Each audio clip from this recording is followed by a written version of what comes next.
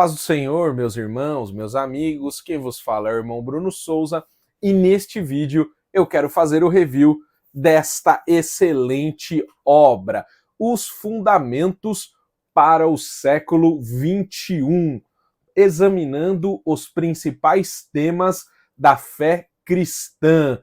Meus irmãos, este é um pedido de alguns inscritos do canal para que eu mostrasse em detalhes esta obra. Esta obra é publicada pela editora Ragnus e eu confesso para os irmãos, eu não tenho visto esta obra sendo vendida, mas houve alguns irmãos do canal que falaram que encontraram esta obra para ser adquirida. Então mostrarei aqui em detalhes esta obra, mas confesso que está sendo meio difícil encontrá-la no mercado.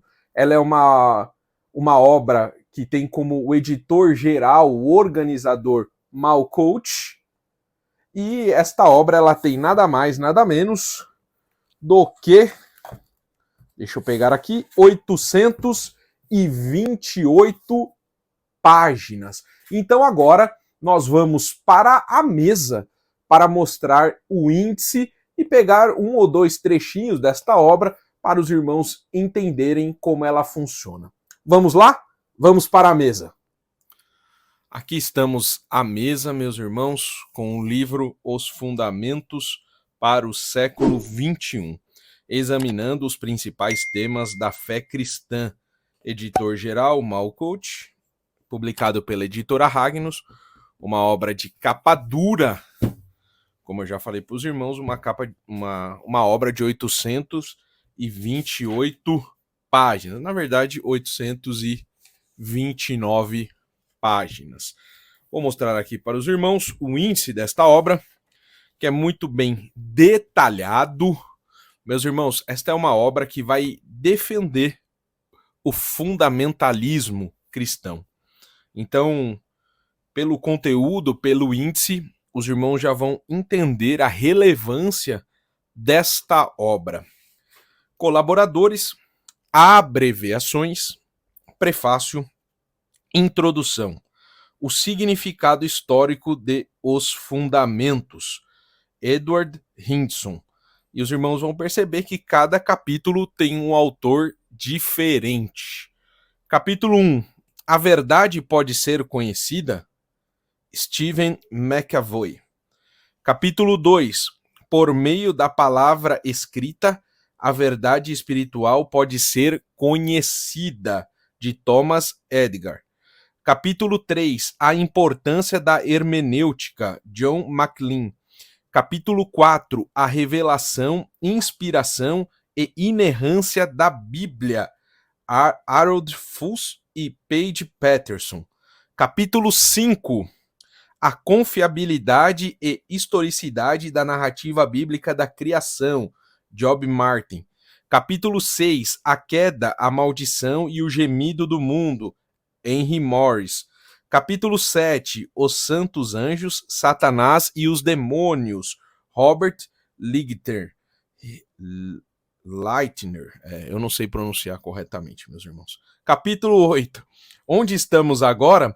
O Projeto Profético da Aliança Abraâmica, Arnold Fruchtenbauer. Esse daqui é muito conhecido no dispensacionalismo.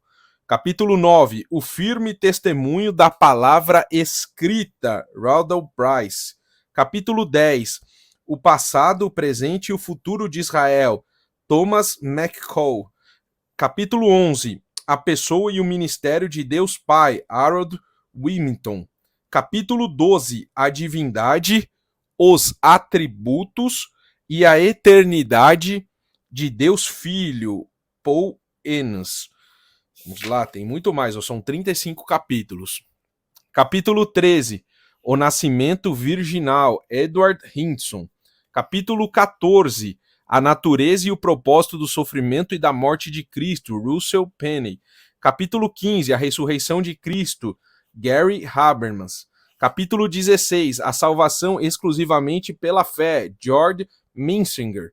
Capítulo 17, A Personalidade e a Divindade do Espírito Santo, Robert Gromek. Capítulo 18, A Obra do Espírito Santo Hoje, Paul Benware. Capítulo 19, A Natureza e o Propósito da Igreja, Robert Lightner.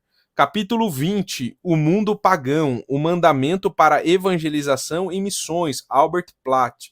Capítulo 21, A Exclusividade do Cristianismo em relação às outras religiões, Erwin Lutzer. Este autor, eu sou muito fã dele.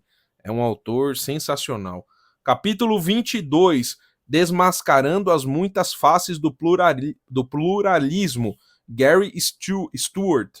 Capítulo 23, As Diversas Cosmovisões de Destruição no Século XX, David Nobel. Capítulo 24, A Batalha Espiritual pela Alma do Ocidente, Tim LaHaye. Muito conhecido também, né, meus irmãos?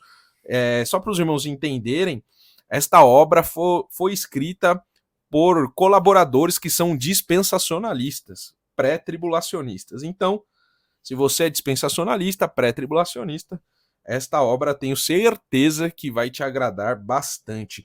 E mesmo se você não for, vocês podem perceber que os temas são todos relevantes, são temas que vão nos dar instruções, vão nos mostrar biblicamente que todos estes temas são baseados, né, na palavra do Senhor em defesa da fé cristã.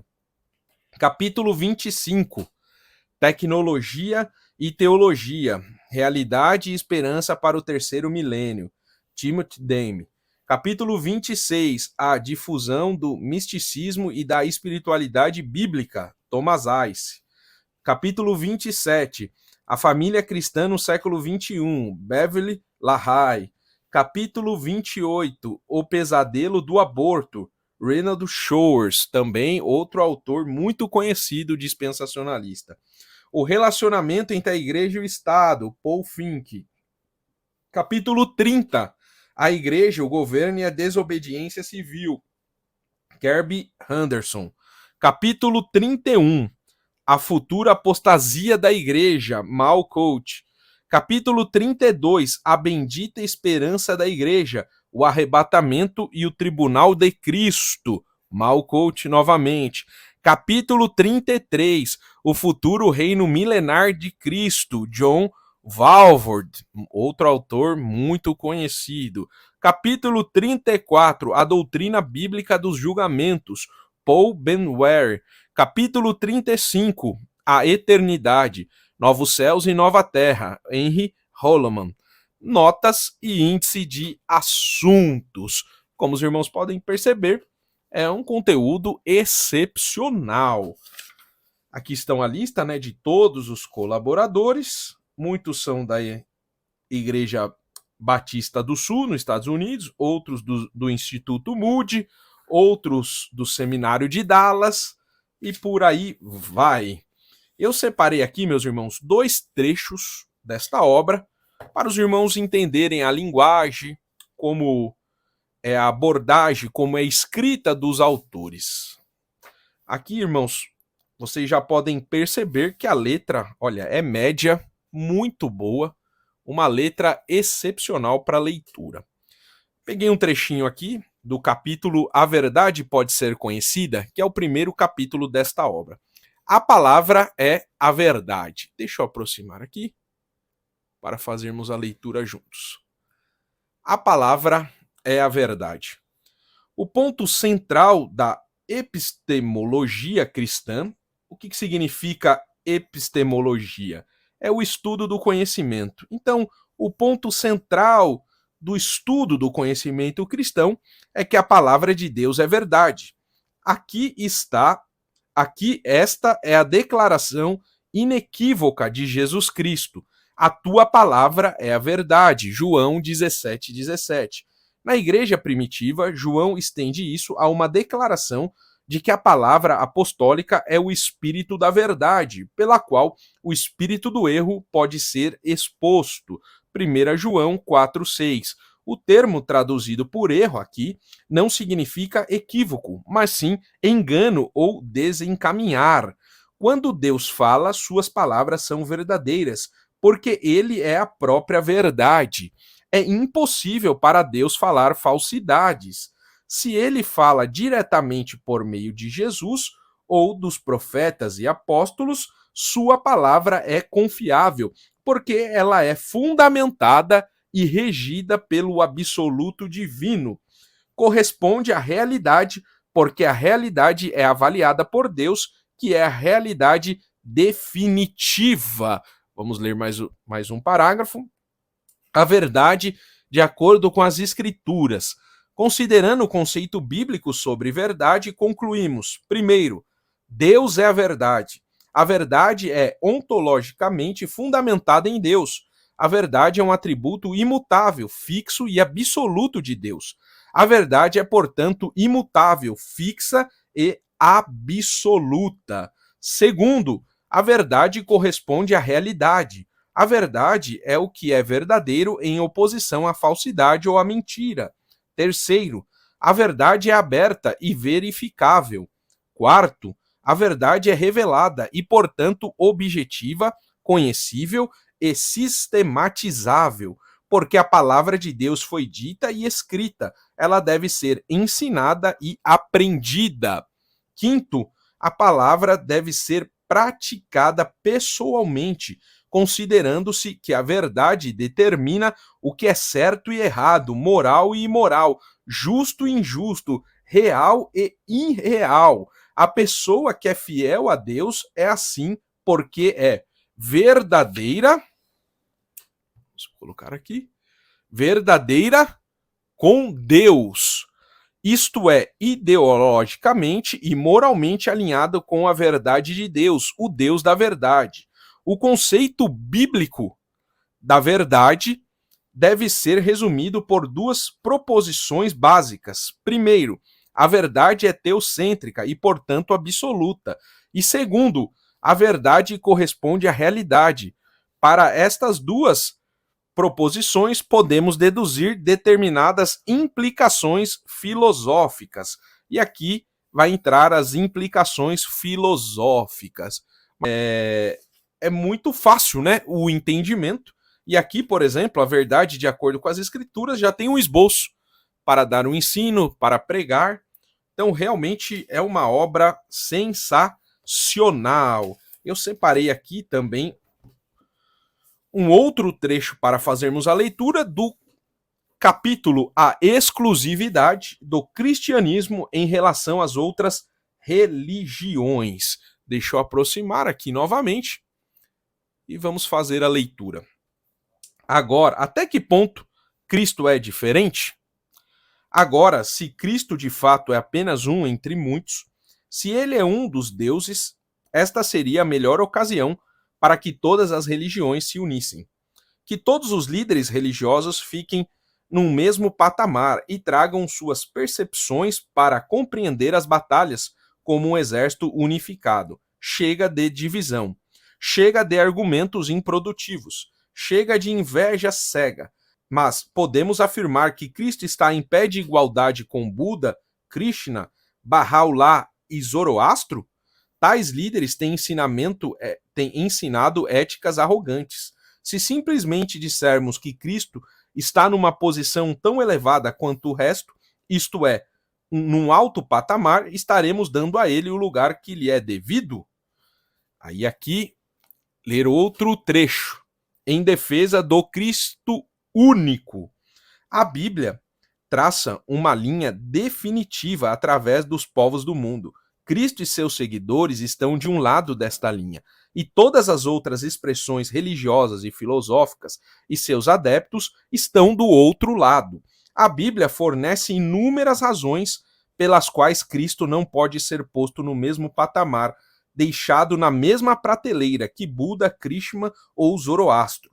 Líderes de outras religiões só têm a alternativa de curvar-se diante dele em adoração. E aqui ele vai trazer os argumentos porque Cristo é único, porque o cristianismo é diferente de todas as outras religiões. Um Salvador sem pecado. Aqui ele vai trabalhar, meus irmãos, tudo sobre Cristo não ter pecado, Cristo de acordo com Cristo, o abismo da divindade. Um passo além, uma morte extraordinária, uma obra completa de conexão, segurança da reconciliação, a evidência pessoal. E assim, meus irmãos, ele vai trabalhando dúvida e razão, e aqui ele traz a conclusão. A fé cristã, deixa eu aproximar aqui para lermos a conclusão. A fé cristã é única porque somente ela é centrada em Cristo, e somente Cristo é Deus. As declarações da verdade feitas por Cristo podem ser mantidas confiantemente e estão abertas à investigação. A verdade religiosa é furtada de seu poder quando ocupa uma posição privilegiada, na qual passa a ser imune a evidências racionais. Existem boas razões para acreditar nas declarações de verdade do cristianismo. Existem razões ainda melhores para entregar nosso coração a Cristo, que está mais do que comprovado. Se não for assim, a outra opção que resta é derrapar na vida e não ter esperança da morte. Olha o que diz João 3,36. Quem crê no Filho tem a vida eterna. O que, porém, desobedece ao Filho não verá a vida, mas sobre ele permanece a ira de Deus. Então, meus irmãos, este livro é uma defesa ímpar ao cristianismo. Os fundamentos para o século XXI, examinando os principais temas da fé cristã. Coloque nos comentários se você já conhecia esta obra, se você tem esta obra, se você tem interesse em ter esta obra, coloque nos comentários. Que Deus continue lhe abençoando em tudo. Fique na paz do Senhor Jesus.